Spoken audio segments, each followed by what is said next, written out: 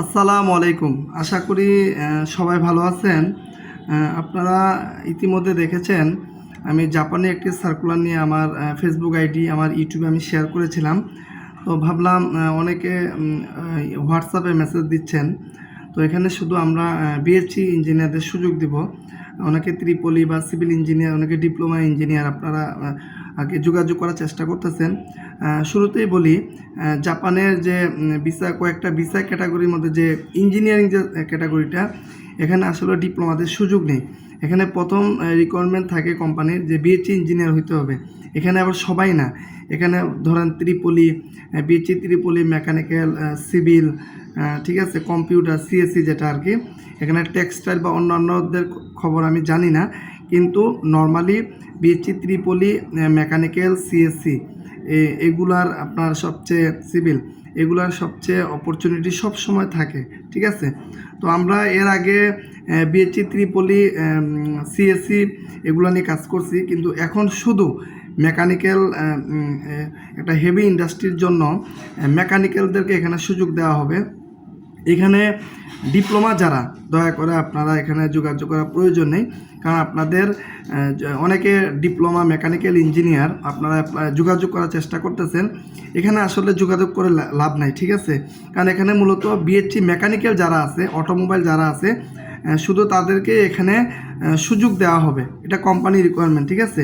তো আমরা এখানে জাপানের সুযোগ সুবিধা বা বেতন সম্পর্কে বা খরচ সম্পর্কে আমরা মোটামুটি যারা বর্তমানে জাপানে আছি, অথবা আমরা যারা প্ল্যানিং করেছি, বা আমরা যারা যাব, বা আমরা যারা এই জাপান ওই দেশ নিয়ে ইঞ্জিনিয়ারিং সেক্টর নিয়ে আমরা যারা ঘাটাঘাটি করছি, মোটামুটি আমরা ওইখানে ফেসিলিটি, সুযোগ সুবিধা, সরকারি নিয়মকানুন এবং বেতন সম্পর্কে আমরা মোটামুটি সবাই আমাদের জানা আছে, ঠিক আছে। তো এখানে কোম্পানির যে লোকেশনটা, এটা ওসাকা জাপান, ঠিক আছে। ওসাকা জাপানে এখানে পদ সংখ্যা 10 থেকে 15 জন। কাজের ধরন হচ্ছে হেভি অটোমোবাইল ইঞ্জিন মেইনটেন্যান্স বা রক্ষণাবেক্ষণ।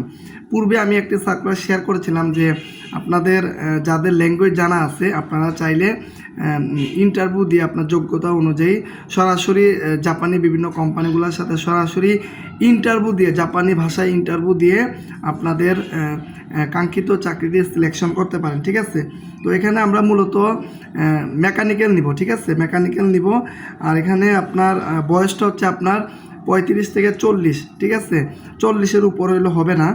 আর এখানে আপনার ভাইবার তারিখ হচ্ছে 15 থেকে 16 জুলাই, 15 এবং 16 জুলাই, ঠিক আছে, 2025। আর এখানে ভাষার যোগ্যতা, এখানে আমরা অনেকেই জানি যে ভাই জাপান যেতে গেলে তো ভাষাটা খুবই গুরুত্ব। হ্যাঁ, ঠিক আছে, আপনি ঠিক বলছেন, ভাষাটা আপনাকে জানতে হবে। ভাষা ছাড়া জাপানে আসলে ইঞ্জিনিয়ারিং ভিসা যাওয়া যাবে না, কারণ আপনি যে কাজে, কারণ আপনাকে ইন্টারভিউ দিতে হবে আপনার সম্পূর্ণ জাপানিজ ভাষায়, ঠিক আছে। তারপর ওইখানে আপনার কাজের পরিবেশ, আপনি যেখানে যান না কেন, ভাষা ছাড়া আসলে বেসিক যদি আপনার না জানা থাকে, তাহলে আপনি কাজ করেও মজা পাবেন না। একটা শপিং মলে গেলেন বা এক জায়গায় গেলেন, আপনার ভাষা জানতেই হবে বেসিক, যেটা নর্মালি N5 হইলে, N5 যদি আপনার থাকে, তাহলে মোটামুটি আপনি চলাফেরা বা আপনি ভালোই আপনি এগিয়ে যেতে পারবেন যদি আপনার N5 করা থাকে, ঠিক আছে। তো এখানে আমরা যাদের ভাষা জানা আছে, বিএসসি মেকানিক্যাল, আপনারাও যোগাযোগ করবেন। ফ্রেশার হোক বা এক্সপিরিয়েন্স হোক, বা যাদের ভাষা জানা নেই, আপনারাও এখানে যোগাযোগ করবেন, ঠিক আছে। আমরা এখানে এই ইন্টারভিউ সিলেকশন হওয়ার পর আমরা আপনাকে প্রথমে ইন্টারভিউ সিলেকশন করাবো। এটা আমাদের যে ইন্টারভিউগুলো হবে ইংলিশে হবে, ঠিক আছে।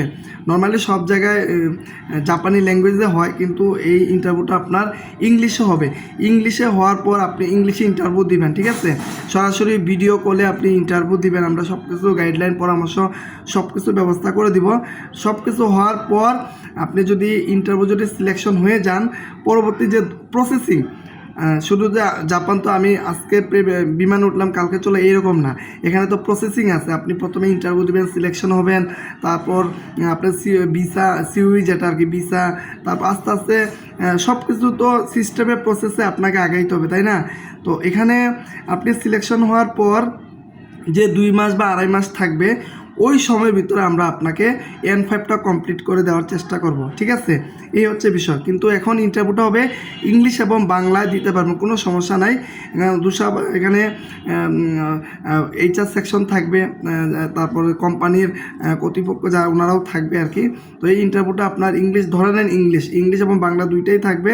সিলেকশন হওয়ার পর তারপর গিয়ে আপনার যে সময়টা থাকবে, আপনি যখন ইন্টারভিউ টিকে যাবেন তখন ভাষার যে বিষয়টা ওইটা আমরা শেখানোর চেষ্টা করব। 2 মাস বা 2.5 মাস থাকে প্রসেসিং টাইম ফ্লাইট আগ পর্যন্ত আর কি। তখন আমরা ভাষাটা ইনশাল্লাহ কমপ্লিট করে দিব।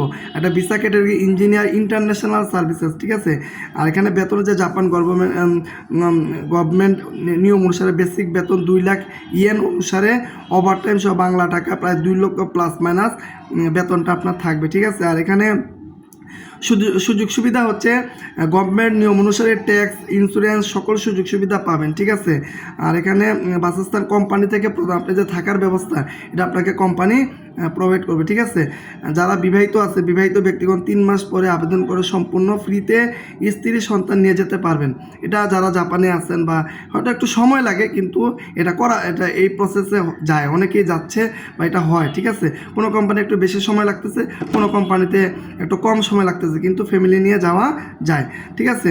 তো তারপর আপনার ওয়াইফ যদি শিক্ষিত থাকে ওনারাও কাজের ব্যবস্থা হবে, কোনো সমস্যা নেই, ঠিক আছে? মানে ওইখানে আপনার স্ত্রী সেখানে পৌঁছানোর পরের দিন থেকেই লিগ্যাল কাজ করার অনুমতি পাবে আপনার ওয়াইফ, ঠিক আছে? এই হচ্ছে বিষয়। তো এই হচ্ছে সর্বশেষ আমার কাছে তথ্য। আর এখানে ইন্টারভিউ সিলেকশন হলে আপনি আমাদের সাথে যে এগ্রিমেন্ট করবেন, আমরা যে আপনার সব প্রসেসিং করব, এগুলো এগ্রিমেন্ট ধরেন আপনি সিলেকশন হয়েছেন, হওয়ার পর আপনি বললেন ভাই আমি যাব না, তখন এটা বাতিল করার কোনো সুযোগ থাকবে না।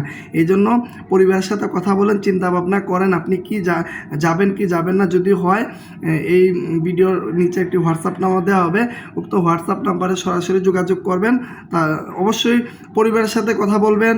অবশ্যই আপনার বিএসসি ইঞ্জিনিয়ারিং লাগবে, ঠিক আছে? আপনি ফ্রেশার হন বা আপনার পূর্বে অভিজ্ঞতা থাকা কোনো সমস্যা নেই, ঠিক আছে? তো আশা করি খরচ এবং অন্যান্য যে বিষয়গুলো এগুলো ফাইলের সাথে কত দিতে হবে, কীভাবে আমাদের সাথে এগ্রিমেন্ট করবেন, ঠিক আছে?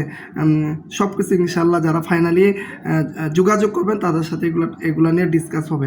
তো ধন্যবাদ সবাইকে। ভিডিওটি করলাম কারণ অনেকেই নক দিচ্ছেন, অনেক ব্যস্ত থাকি, বারবার মেসেজে রিপ্লাই দিতে অসম্ভব হয়ে যায়। তাই ভাবলাম একটা ভিডিওর মধ্যে যদি পুরো বিষয়টা যদি তুলে ধরা যায় তাহলে আপনারা এতে করে উপকৃত হবেন। তো আশা করি ভিডিওটি শেয়ার করে দিবেন যাতে করে বিএসসি মেকানিক্যাল ইঞ্জিনিয়ার যারা আছে তাদের কাছে যেন ভিডিওটি পৌঁছে যায়। আর ত্রিপলি যারা আছেন আপনাদের এই সুযোগটা আপাতত নেই। আপনারা চাইলে ভাষা শিখতে পারেন, আমাদের মাধ্যমে ভাষা শিখতে পারবেন, কোনো সমস্যা নেই। ভাষা শিখে তারপর আপনার একটা প্রস্তুতি নিয়ে আপনারা তারপর ইনশাল্লাহ জাপানে যাওয়ার যে ইন্টারভিউ যে এইগুলো থাকবে ওগুলো সব আমরা প্রসেসিং করে দেবো। কিন্তু ইতিমধ্যে মেকানিক্যালে এই সুযোগটা আমাদের কাছে আছে, ঠিক আছে? আর ত্রিপলি যারা আপনারা যদি এখন জাপানে যেতে চান তাহলে আগে ভাষাটা কমপ্লিট করতে হবে, তারপর আমরা বিভিন্ন কোম্পানিগুলোর সাথে আপনার ইন্টারভিউ শিডিউল করে দেবো, ঠিক আছে? তো ধন্যবাদ সবাইকে, ভালো থাকবেন। আর অবশ্যই ভিডিওটি শেয়ার করে বন্ধুদের কাছে পৌঁছে দিবেন। আর কষ্ট করে ভিডিওগুলো তৈরি করে আপনাদের উপকারের জন্য আপনারা যদি সাপোর্ট না দেন, পাশে না থাকেন, যদি এই ভিডিওগুলো যদি বন্ধুদের কাছে শেয়ার না করেন, যারা আসলে যোগ্য দক্ষ, যারা অনেক দিন ধরে চিন্তা করতেছে জাপান যাবে, ভালো সোর্স পাচ্ছে না, আপনারা অবশ্যই ভিডিওটি শেয়ার করে দেবেন। আসসালামু আলাইকুম।